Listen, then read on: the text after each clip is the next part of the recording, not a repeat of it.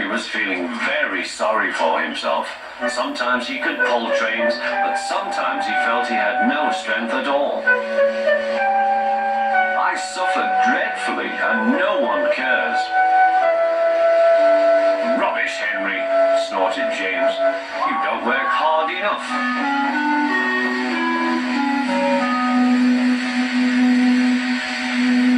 Sir Topham Hatt spoke to him too. What's wrong with you, Henry? You have had lots of new parts and new paint too, but they've done you no good. If we can't make you better, we must get another engine instead of you to do the work.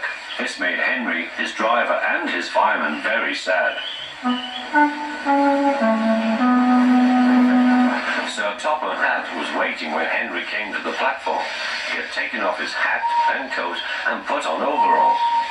Henry managed to start, but his fireman was not satisfied. Henry is a bad steamer, he said to Sir Topham Hatt. I build up his fire, but it doesn't give enough heat.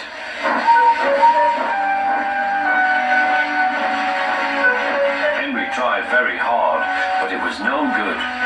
He didn't have enough steam and came to a stop outside Edward's station.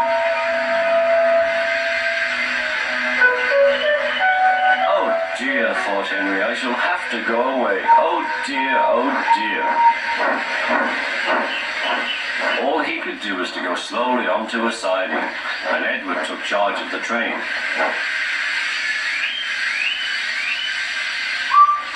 Sir Topham Hatt and the fireman went on discussing Henry's troubles. What do you think is wrong, fireman? Asked Sir Topham Hatt. Excuse me, sir, he answered, but the fact is the coal is wrong. We've had a poor lot lately, and today it's worse. The other engines can manage, they have big fireboxes. Henry's is small and can't make the heat. With Welsh coal, he'd be a different engine.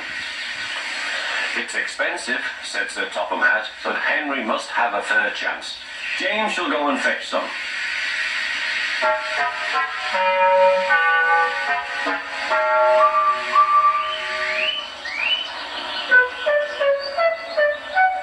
When the Welsh coal came, Henry's driver and fireman were excited.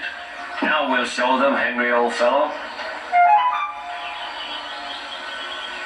They carefully made his fire, putting large lumps of coal like a wall round the outside, and the glowing middle part was covered with smaller lumps.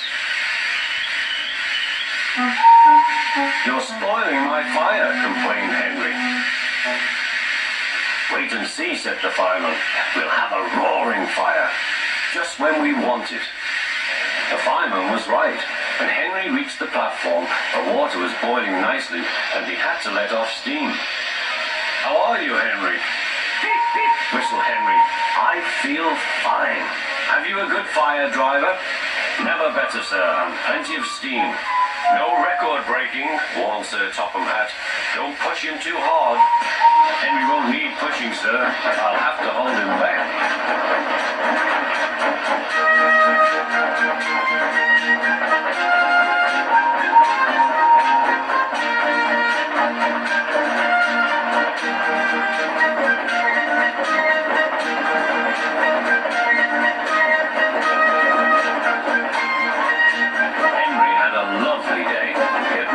So well in his life. He wanted to go fast, but his driver wouldn't let him. Steady, old fellow, he would say. There's plenty of time.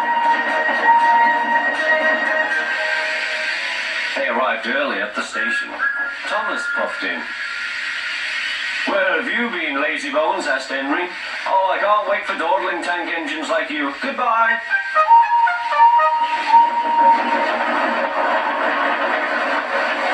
Whoosh, said Thomas to Annie and Clarabelle. Have you ever seen anything like it? Both Annie and Clarabelle agreed that they never had.